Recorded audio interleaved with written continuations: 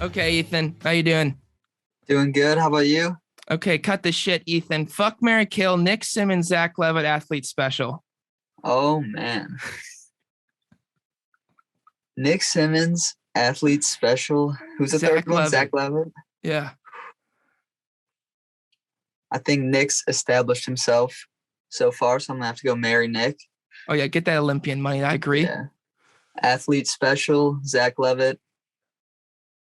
To toss up, I'll probably go marry Zach Levitt. Seems like a good guy. Yeah. Hello. Hey, Hi. we locked the doors at 6. You got to start wrapping this up. Oh, it's 6? At 6, yes. Oh shoot. Okay. Thank you. That's bad. Looks like we're gonna have part 1 and part 2. Part 1 and part 2. Wait. Okay. Just say what you were saying again. I was saying Nick Simmons, established YouTuber. Yeah. He's actually been at my house before. Oh, So I think I'm gonna have to go with the marry Nick yeah. Simmons. Of He's a course. good guy. Take the Olympian money. Take it and Yeah. run. Maybe Makes you sense. could break it off after a year. Hopefully you Nah, don't I sign. wouldn't do my boy Nick No, like you wouldn't that. do him, Verdi. Loyalty. Loyalty. Okay. Yeah. And then it's a toss up between athlete special and Zach Levitt. I haven't watched either of them too much, but I'll go marry Zach Levitt. I agree. I think, Zach, in my opinion, I think he's a guy. He's going to bring me flowers. I think he's going to give me a good night kisses. I think he's going to tuck me in at night.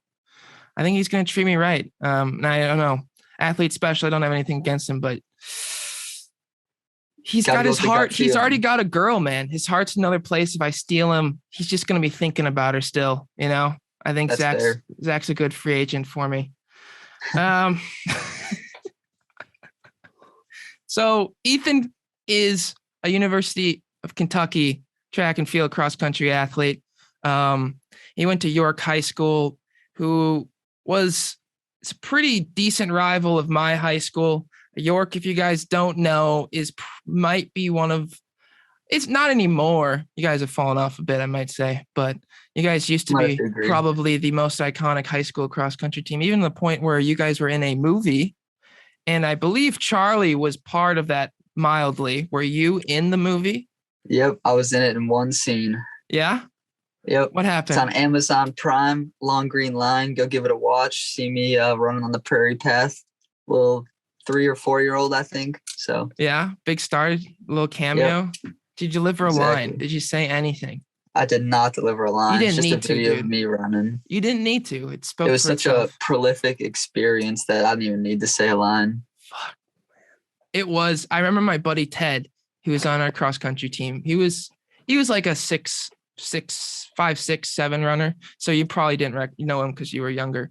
But he was in my grade, and he remember it was like sophomore year, and he starts telling me, yeah, there's this movie about York. And I was like, York? Really? And I was like, and he's like, yeah. And dude, craziest thing, it's so ominous at the end. The Kern kids are in it. And I was like, shit. And it was like in his mind, it's just like see the prairie path, and you guys are just chugging along, Yep. and then you guys come and rise to dominance. But damn, It's dude. foreshadowing right there. Damn. I remember this is before your time, but this is Charlie's his older brother, but our freshman year. And this was at a dual meet at East End Park, which is like was one of the most iconic high school cross country courses that just kind of started to get eaten away by the Elmhurst Park District. RIP. Mike Newman still feels bad about it to this day. Yeah. It hurts, man. But that was back with Newton, still alive. And we showed up, and York had not lost a dual meet in 40 years, if I'm correct. And so Sounds right. in cross country at this point, dual meets did matter in our conference. So half of the scoring for the conference title was from dual meet wins. And so it was kind of a big deal to actually race your dual meets. And so we showed up. Charlie, I had known him from middle school because he was good. He was good in middle school. I got him once. He probably got me like 4 times. So I didn't have the best record against him, but Charlie was running freshman race in his gym clothes because York. You guys like to run the freshman race in your gym clothes. Why? It's just a tradition. You got to earn that uniform. Got to earn the uni by finishing 3 miles. Yep. And so the freshman race goes off. I think Charlie wins or something, but then varsity goes. And this is when you had one of the most notorious runners, I think, in York history, which was Yep. we hated with a passion, man. He was a dick, bro. He was a dick. And at least we thought he was. I don't know if he actually was, but you might not even want to speak on that, but I'll speak on it because it doesn't really matter to me. Anyways, we didn't like him. We didn't like York. York was the favorites. We were having the best year we'd had ever since like the 70s. So it was a big time.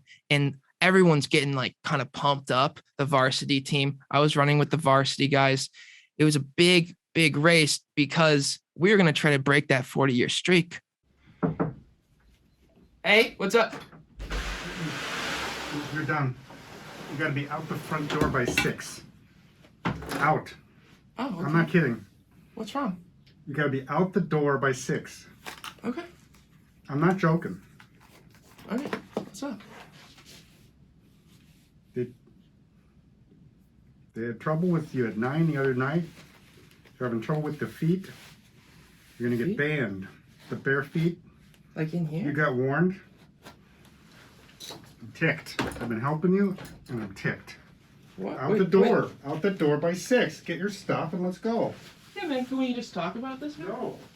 Well, wouldn't it be better for me to really understand why It's 6 o'clock. Let's go. I was out at 9:01 that night? I'm sorry for that, but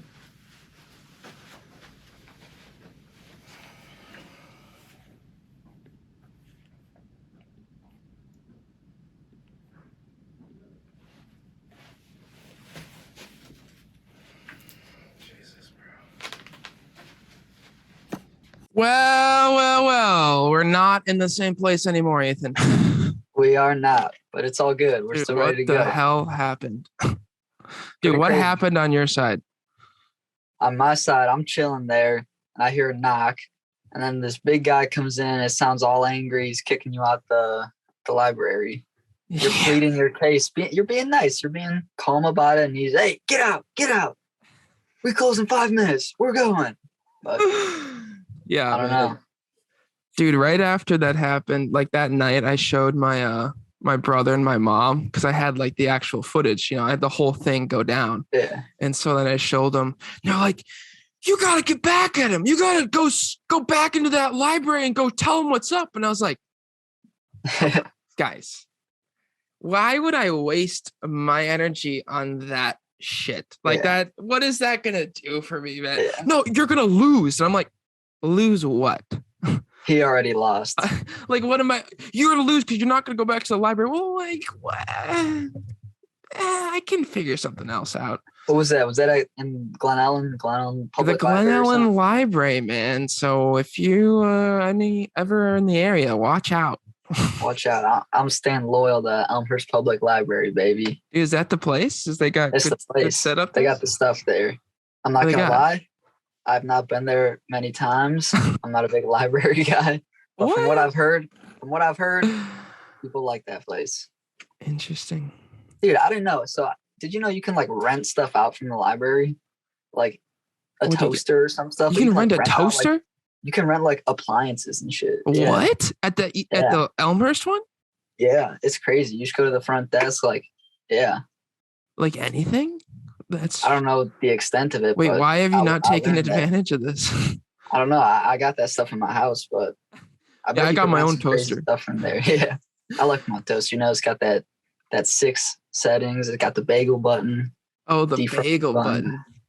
I never understood the bagel button until probably a year ago. I was like, why does the bagel get special treatment?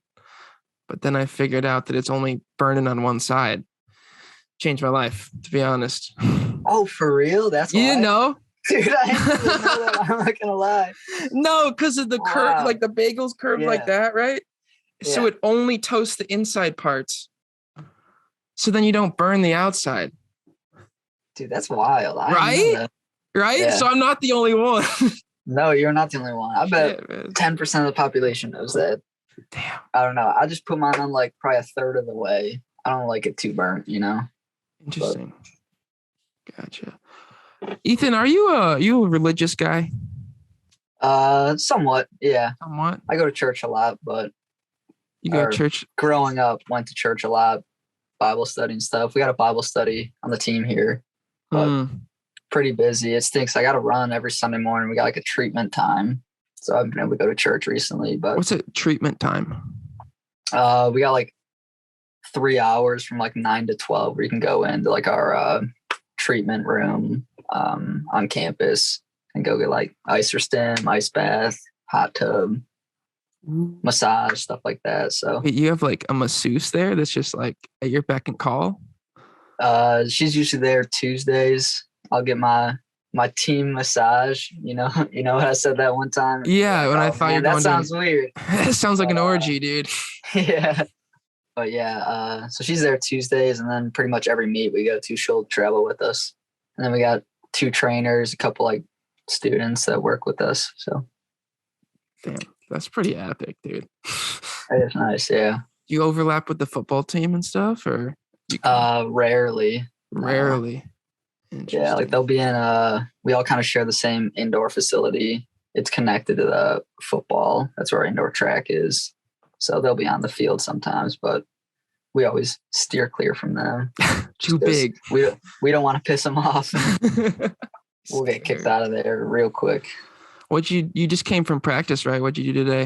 Yeah. I had 4 by mile, 2 800s, and then a 400. Feeling fit? I'm feeling real fit. Yeah. Yeah? Ready to go? How'd you raced? You've raced? Yeah, I raced last twice? Saturday. Once? How did it go?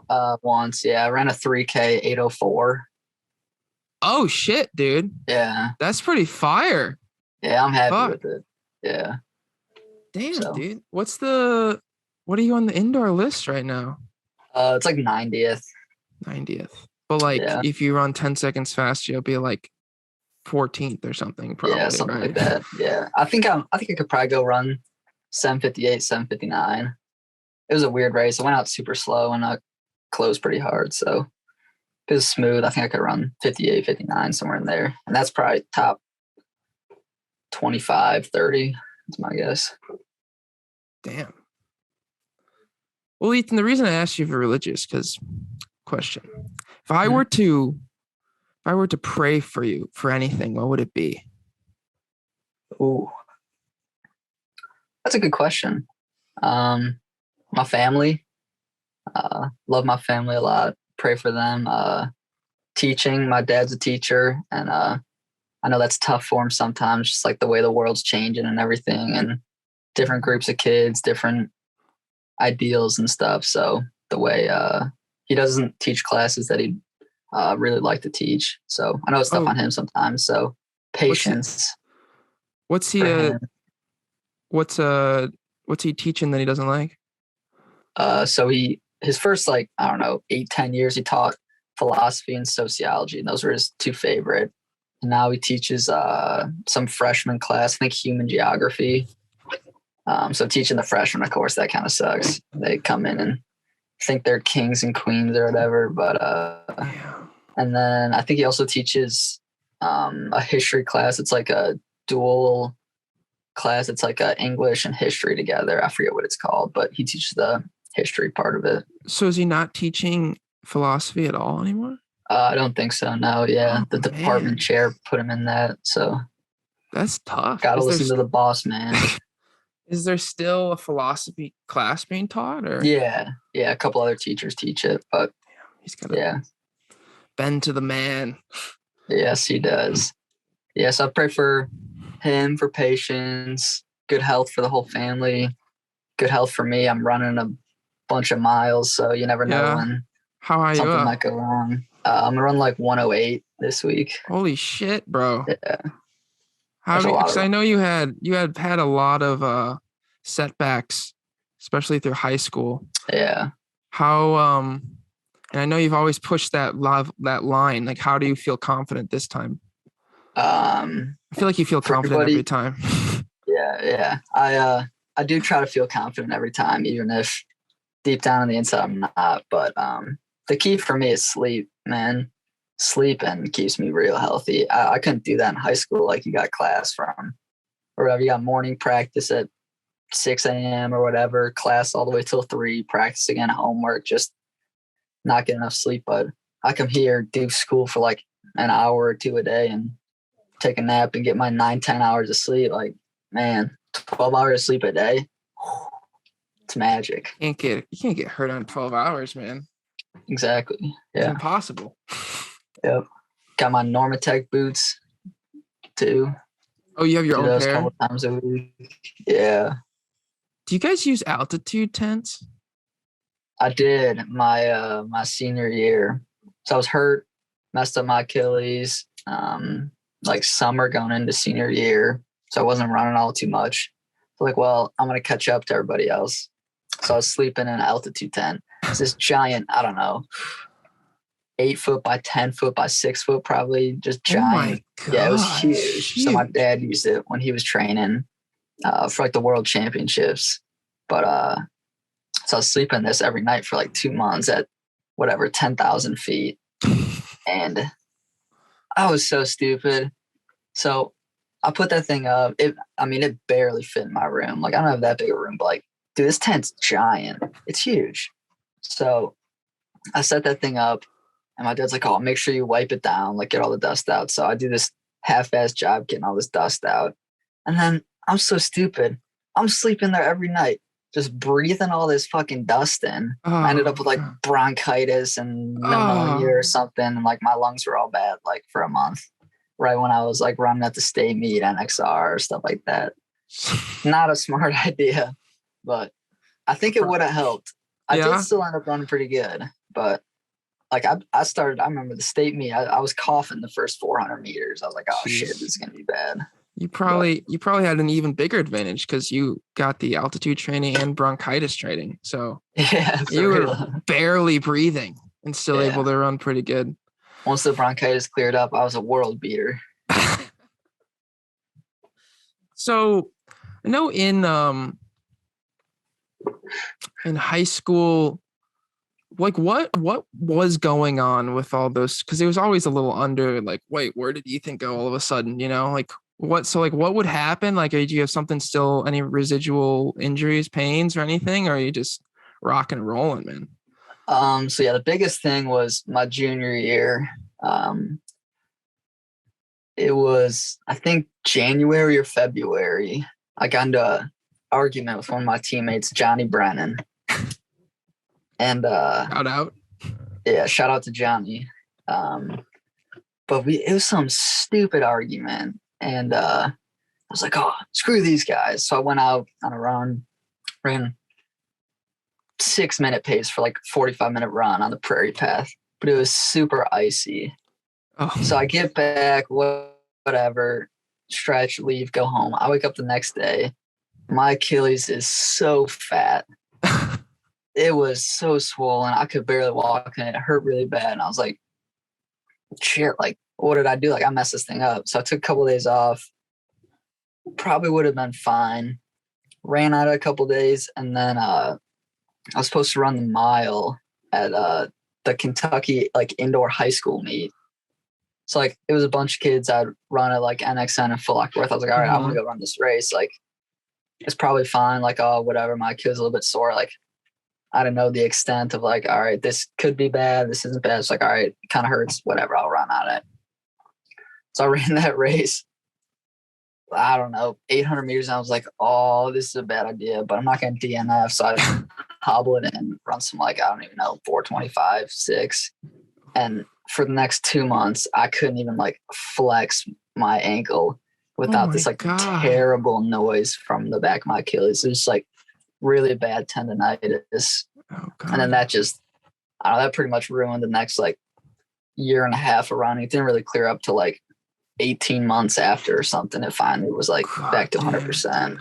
So it's chilling now. That's good. I do a lot of calf stuff, calf exercise and stuff to stay healthy with that. But yeah, Galen not Rupp smart. Experience. I should not have argued with Johnny Brennan that day. He got the better of me.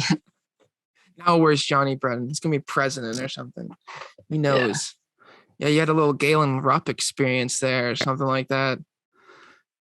Yeah, he probably got better treatment for it. But. Yeah, I know what he did is he had the same thing where it's lasting for so long after he got back from surgery and it wasn't really able to run naturally again. But then I think it was actually like maybe it was even Coach Smith when he transferred over to the NAU coach, but they were like, yo, let's test this. So they tested the ankle mobility or the like ankle strength on the right versus the left. And I don't remember which one was his that was hurt, but like one of them was like 8% like weaker than the other kind of thing.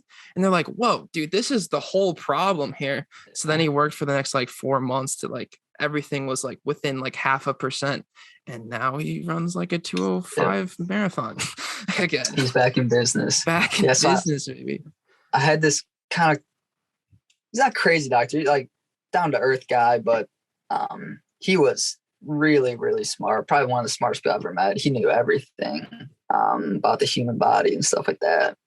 But so we were trying to figure out like, all right, how are we going to fix this Achilles? Like stuff wasn't working. So eventually what my homework was I put a backpack on and I had about 80 pounds of weights just in there, dumbbells, like plates you put on a bar, just stuff in this backpack, put that thing on.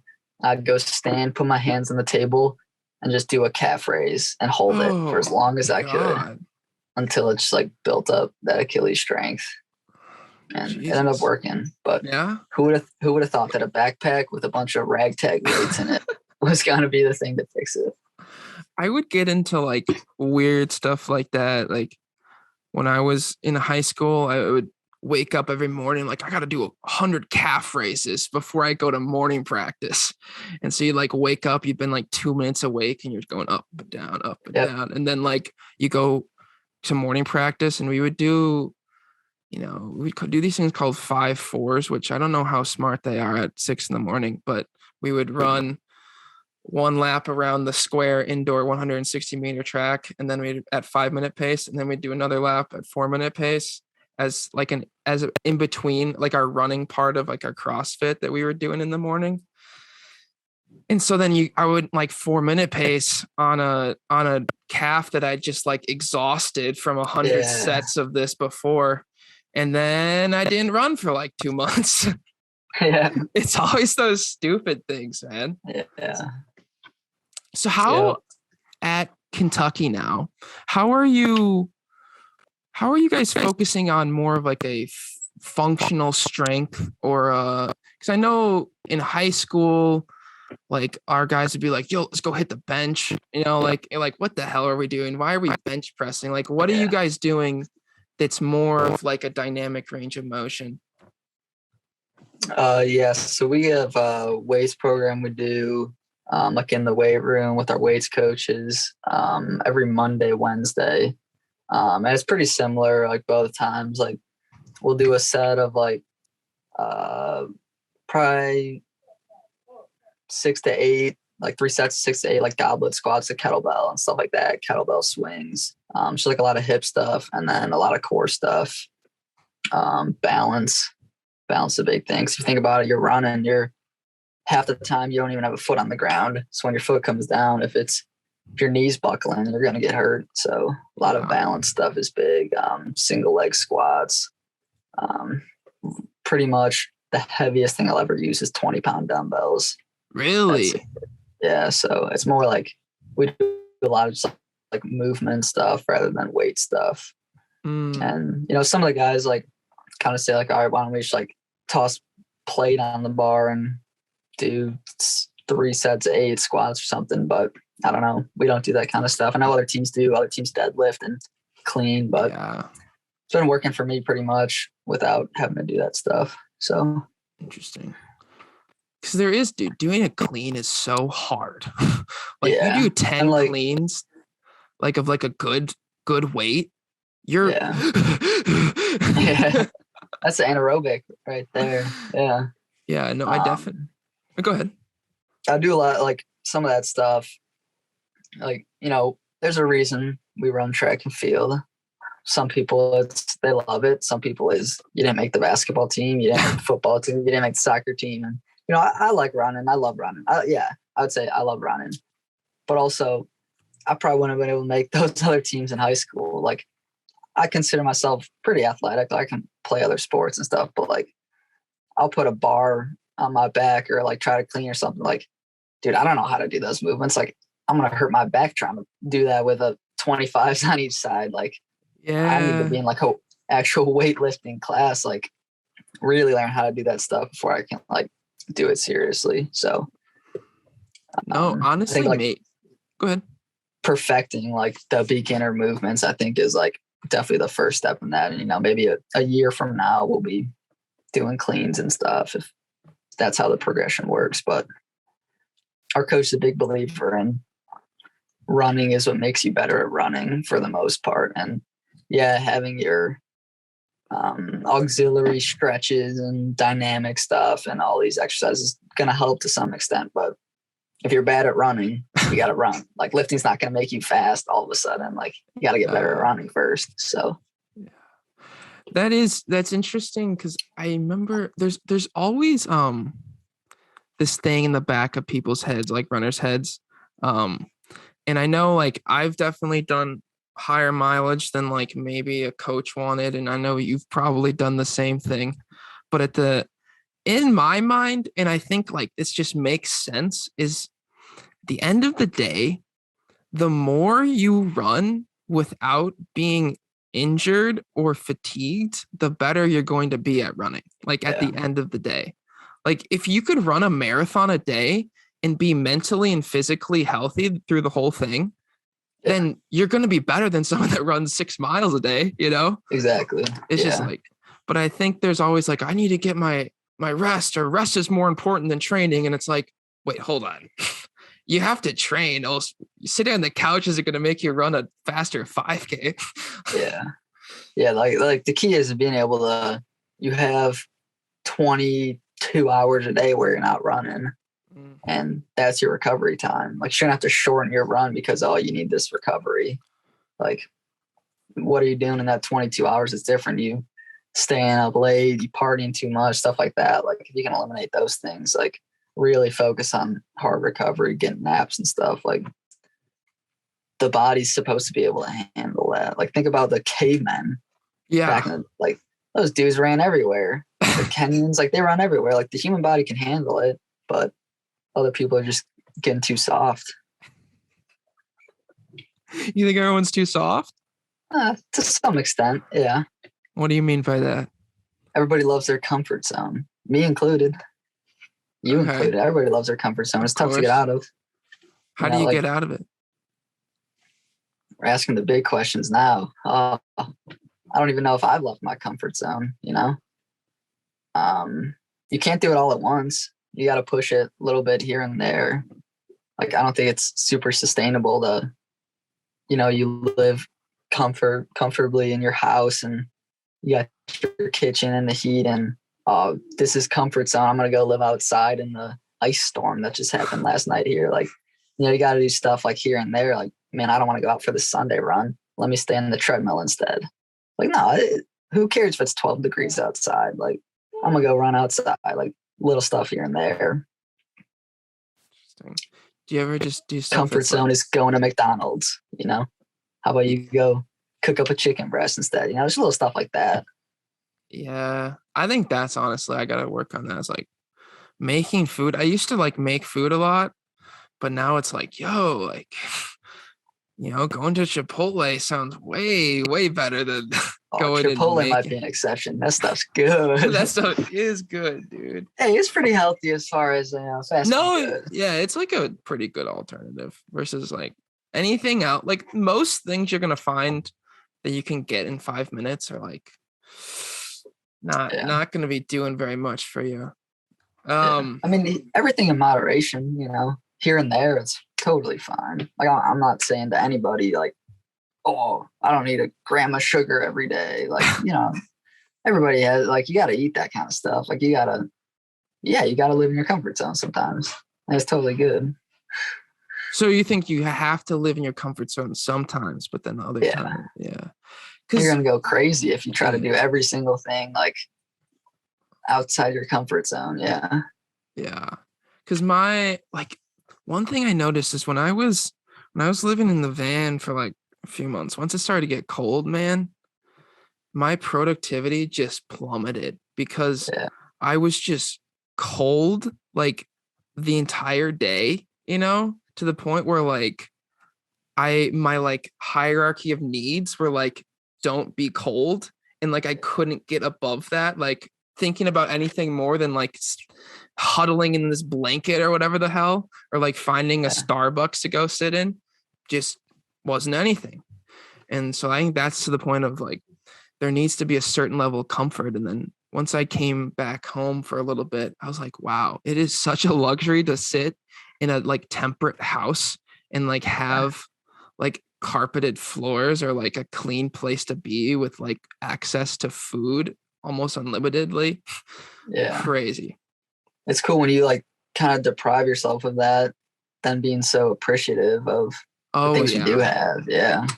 That's good. That's one thing that college is really good for is college deprives you of a lot of like a lot of basic needs in a way. Like like a lot of people just have like mattresses on the ground and eat microwaved food all the time. And then they go home and they're like, oh my God, my mom can cook. That's crazy. Your mom can cook.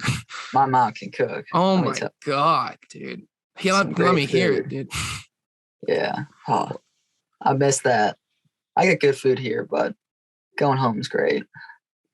I ate a couple meals at your house, and it's always just.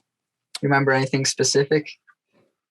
I don't know. Every time I would go over, your mom would just be throwing delicious homemade food at me, and I was like, yes. Can't say no. Oh, because Charlie and I would go for runs a couple times, and she just like, her take on oatmeal, man, just blew me away for whatever reason. I was like, I've been doing this all wrong my entire life. She does. Dressing it up, right? She gets you a little blueberry bowl, a little strawberry, a couple nuts, maybe some cinnamon sugar. And you're like, ooh, let's go. Yeah. I love oats. That's a big thing for me. Really? Oats or eggs is breakfast pretty much every day. Yeah. Interesting. I was on a big smoothie bowl fix, and I was like all over that. Fire, yeah. But what I noticed just in the past like couple days is like I would have this big smoothie bowl and I, and it's like all this like sugar, like, I mean, it's all like fruit and stuff. But then I noticed like 2 hours later, I'm like, I need to take a nap, man. And I didn't realize why it was. I think I was just crashing from the sugar high. So now I've been trying to have like a more like fat or like proteined breakfast or like just like less super sugar. And it's so far working pretty good. Definitely. Speaking of sugary breakfast, it's just popped in my head. Yeah. We were in a fantasy football league this year. And this is the second year of our UKXC league. Oh, I'll be honest, I didn't even want to join it this year. I had a heartbreaking loss in the playoffs last year. And I was like, you know what? I don't want to worry about this every week for whatever, 17, 18 weeks. But our commissioner just reactivated the league. So it just like put me back in it and I didn't even know. So it auto drafted for me. Oh no. I was like, oh shit, like I'm going to have a terrible team. Like this is going to suck. I'm going to lose and have to do the punishment. Ended up, I think it was the number 3 seed, lost in the semifinals. Kind of heartbreaking loss, to be honest. But the punishment, a kid on our team, Theo, he's a freshman, he lost. And his punishment is the 24-hour Waffle House challenge. Have you heard of that? No, I think, tell me about it, man. So he's going to go to the Waffle House. It's actually happening tomorrow after our long run. Oh, God. So he's going to get there at whatever, noon or something. And he has to be there for 24 hours. But for every waffle he eats, it goes down an hour. So if he eats 12 waffles, he only has to be there for 12 hours. Oh, gosh. And like so on. So, man, he's going to be sugar high, crash, high, crash, high, crash. You're taking naps on the Waffle House booths. Yeah. Oh, dude, do you guys have a lot of shit like that? You guys just fuck with your team? Not that much. I think that's probably the biggest one. Yeah. I mean, we like to mess around with each other. we had our workout today. Our coach is he's at a meet with a couple of our people on the team at Wake Forest. So he gave me this blank sheet to put all our times in for everybody. Like printed out some Excel sheet and gave us 2 of them.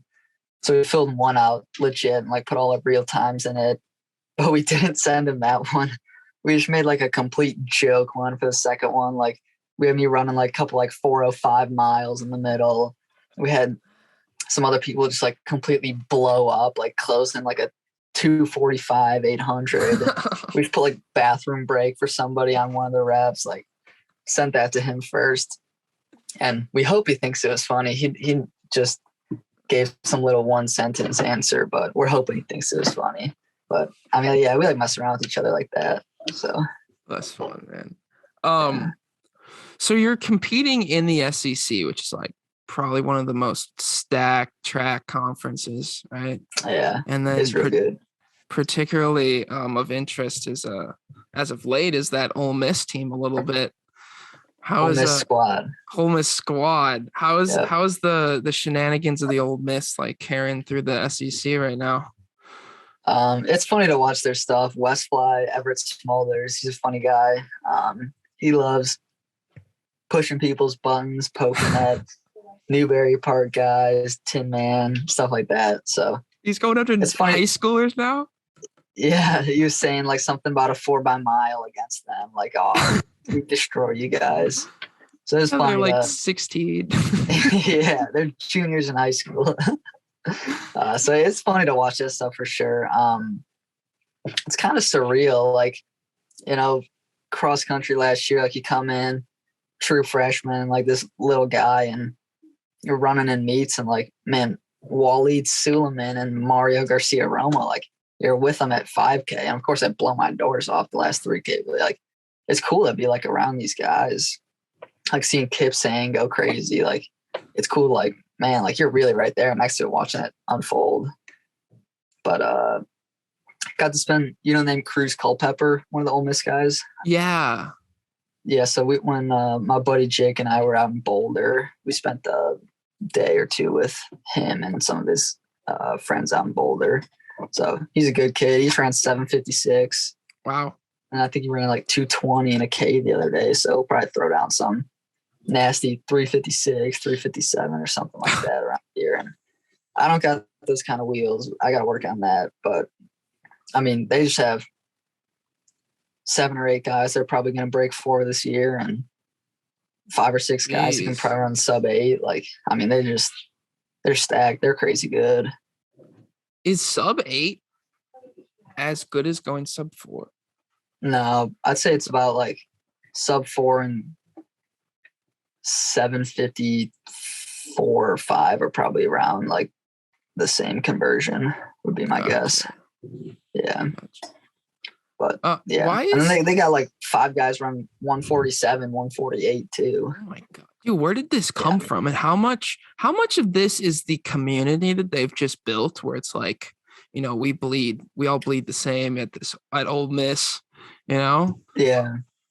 I know I'm sure Craig Angles had to help with that. Oh, so when he transferred in there, getting that going, 'cause he's got that big personality, like riling up the troops, like getting them going, ready to go to battle, stuff like that.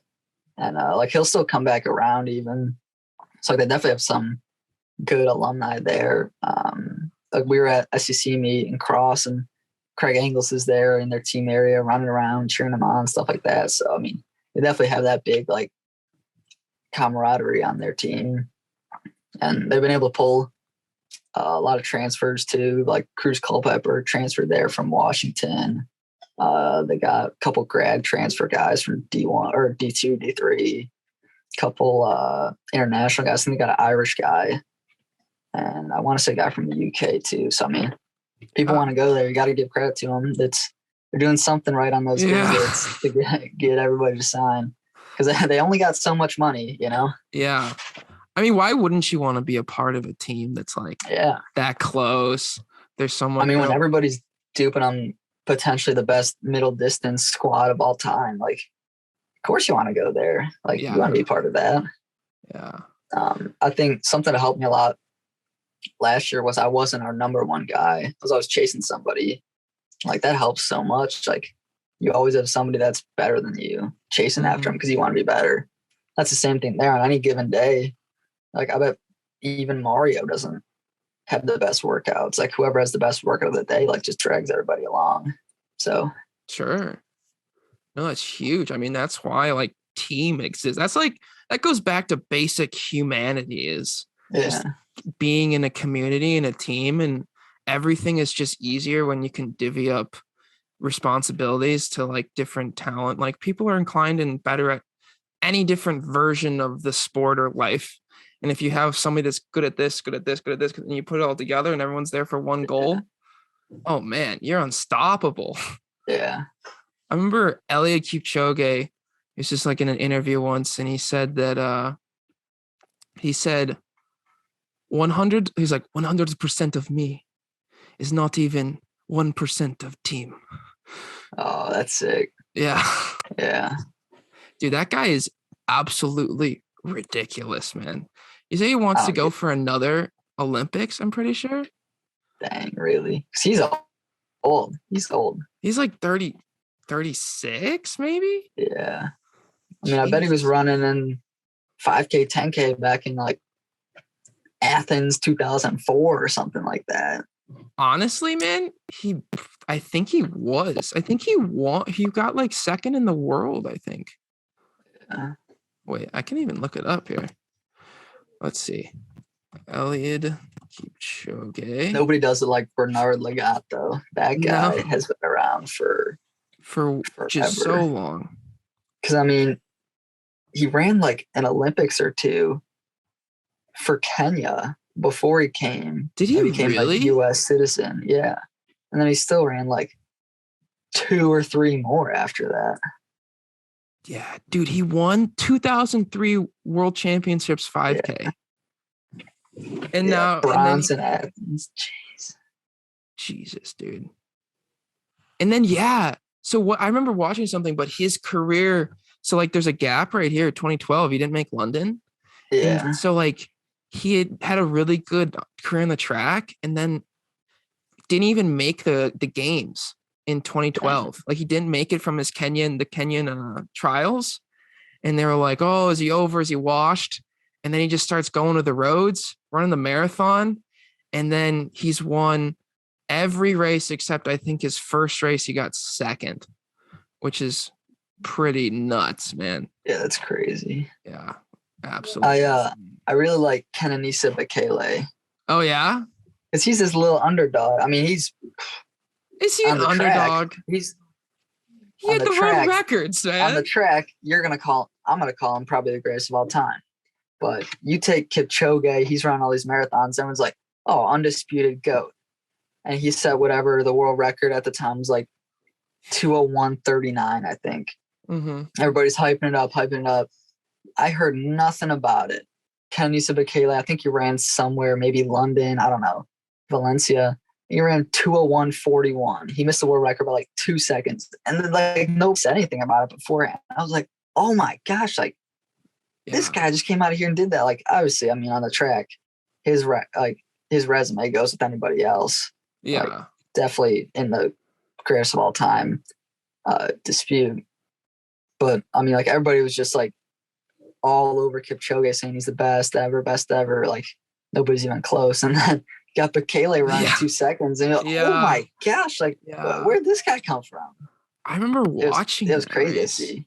Yeah, I remember watching that race, and the crazy thing is, like, they were like 2 miles to go or something. Like they're 24 in, and then Bekele doesn't look great. Both of them don't. There's 2 guys left in the lead pack, and neither of them looked like that strong. And then Bekele was kind of like drifting a little bit, and then he's like, okay, and then he like surges forward, and eventually he like, ends up winning by like 20 seconds or something like that. But the announcers were like, oh, and Bekele's coming to the line. Oh, this is a great performance. And they're like, oh my God, he might break the world record. Yeah. And they just like didn't even realize how close he was. And then he only missed it by 2 seconds. And they're like, damn, dude, if he would have just like kicked, he might have gotten it. But I think it goes to show is the thing that's so valued in this world is like being the first, and like how hard it is to, once you break 2 hours in the marathon, the next person that breaks 2 hours in the marathon, it's just so much easier because the mental barrier is gone. It's not like humans can do it. It's like the same thing for the 4-minute mile. Like Roger Bannister breaks 4, and then like within a decade, like 100 people break 4. Like what the hell is that, right? Yeah. How does that work? I think you gotta know it's possible.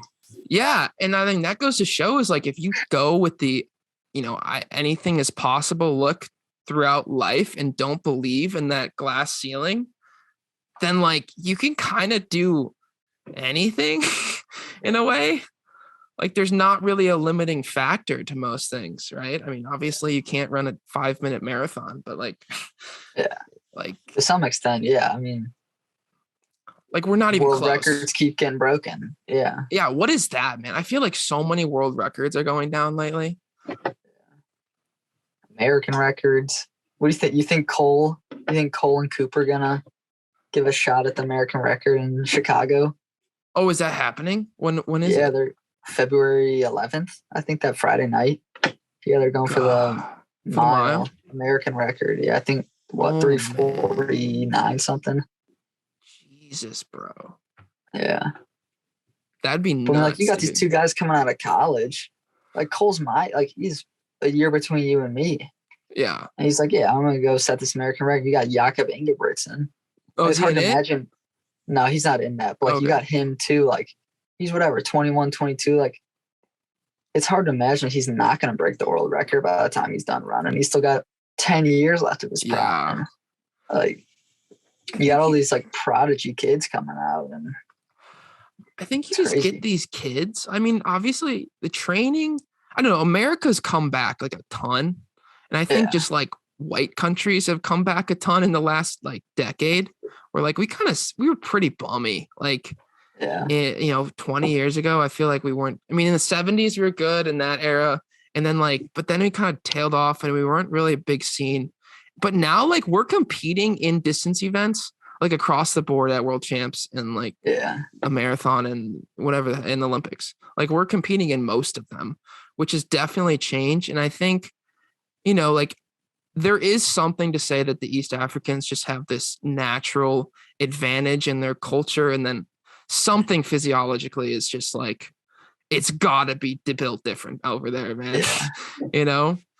But like, I think it's starting to come to the point where we've kind of caught up to like our coaches are good enough now and they're getting kids at such a young age and like doing it the right way and not burning these guys out to the point like we're starting to get like studs everywhere, man.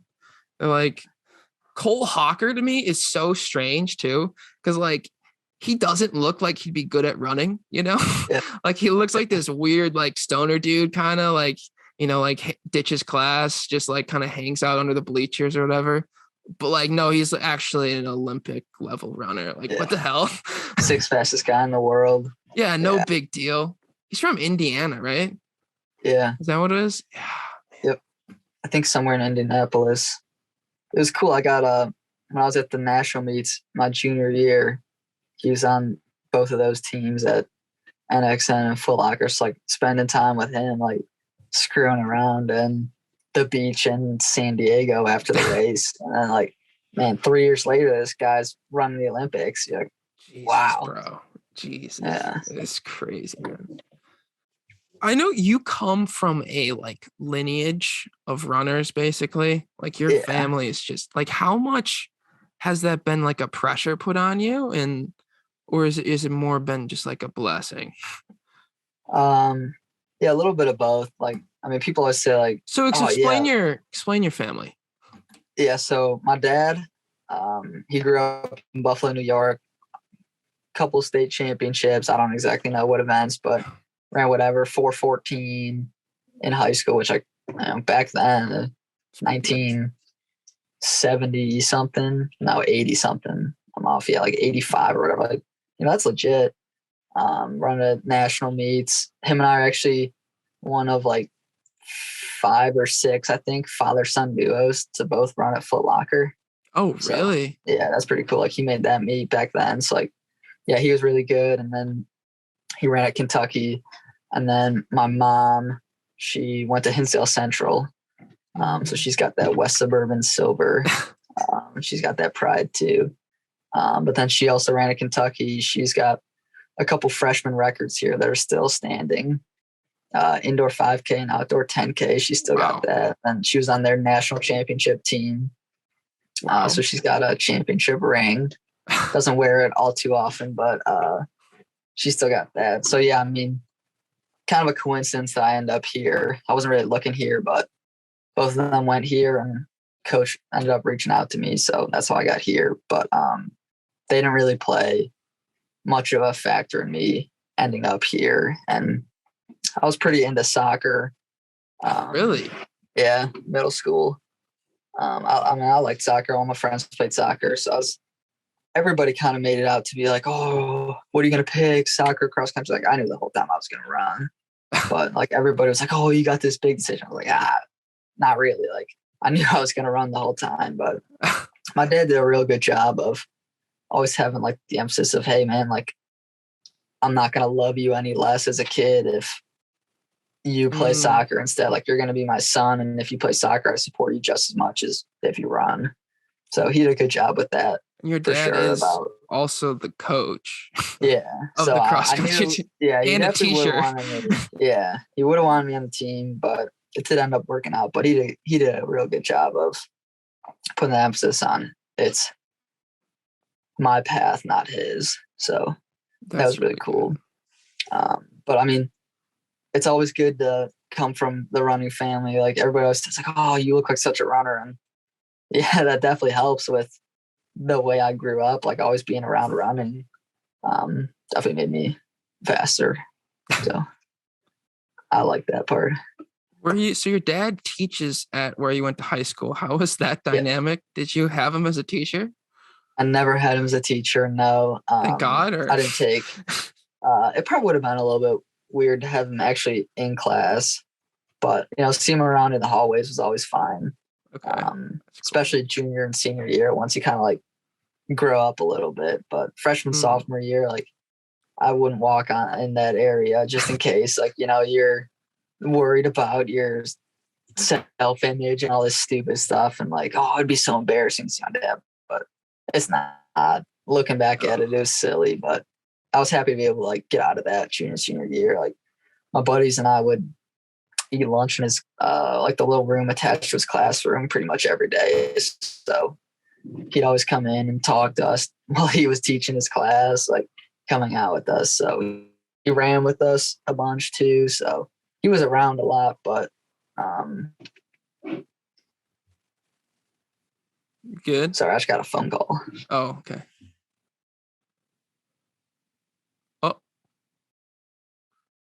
I can't hear you. You're frozen. Are you still there? I can hear you. Okay. But I can't see. Okay, I can see you now. Okay. Yeah, I can see you now. Word. Yeah, okay. Start. Some telemarketer. Are you kidding? Yeah. They should have known. They should have known. Interrupt Jesus. the podcast. God damn it. Telemarketers. Yeah. Jesus. Yeah.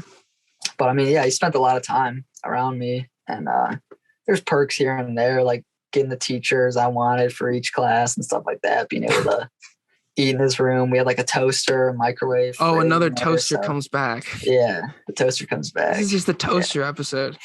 Yeah, the one in the school had 4 slots, so wow. toast 2 things at a time. The one at home only had 2, so that was like the JV toaster. Like I was excited to go to school and use that toaster. Oh, we'd meet for practice every morning.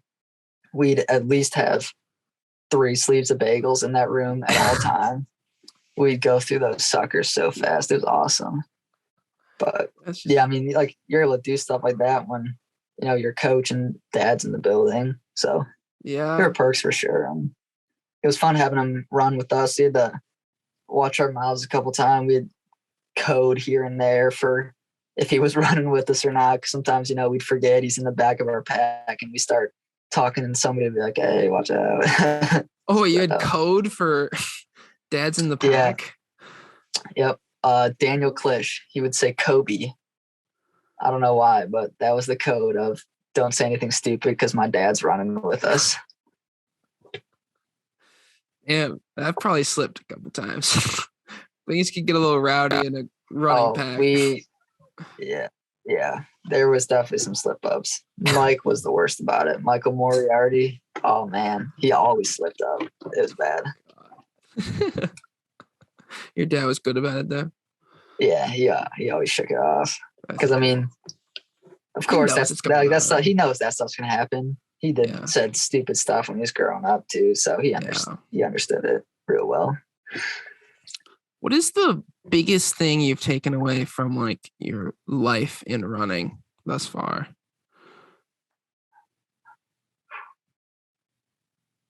Whatever you pick, you gotta love it. You know, like I'm running 100 miles a week, whatever that ends up being, an hour and a half or 2 a day. If you're dreading that of every run you have to go out on, like that's just gonna take your quality of life down. Like whatever you pick, you gotta love it. Because whatever you pick, like you should focus on that. Like put all your money, I don't know, go all in on that thing, you know. Word, man. I'm not a big believer in spreading your eggs in all the different baskets. Like really? Yeah. Like, I'll play soccer this season, basketball this season, I'll run track or whatever. Like, nah, man, go all in on that thing. So do you think that's yielded results for you? I think so. Yeah. Being committed, it gives me like a big mental edge, I think.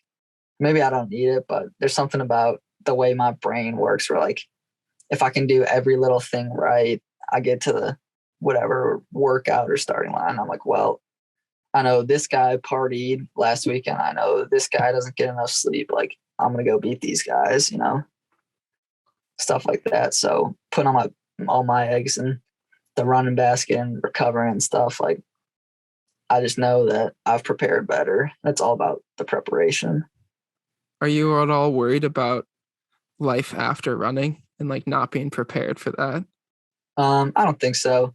I do put a decent amount of eggs, if we're going to keep using that metaphor, into school. Still got my straight A's through college. So getting that finance and economics degree. So that's the only, like, it's pretty much all school and running for me. Yeah, I'm pretty confident whatever finance job I get after running's over that I'll be able to do that, because whatever job isn't going to suck as much as going out for a 18-mile run when it's 13 degrees outside and 20-mile-an-hour wind gusts. So yeah, I mean, most jobs suck more than that, man. Yeah. Hope I find one that sucks equally as much as that. What is the most proud you've been in the last like month? Last month. I'll give you my joke answer while I think of a real one. I was in Florida over Christmas break, and I was like, I played a lot of catch growing up, football, baseball, stuff like that. So I still got my baseball mitt from 3rd grade. That's the only baseball mitt I've ever had. So my dad and I were on the beach throwing. I put that mitt down. Are you frozen? Okay, I'm back. We're good. Okay. Good. Yeah.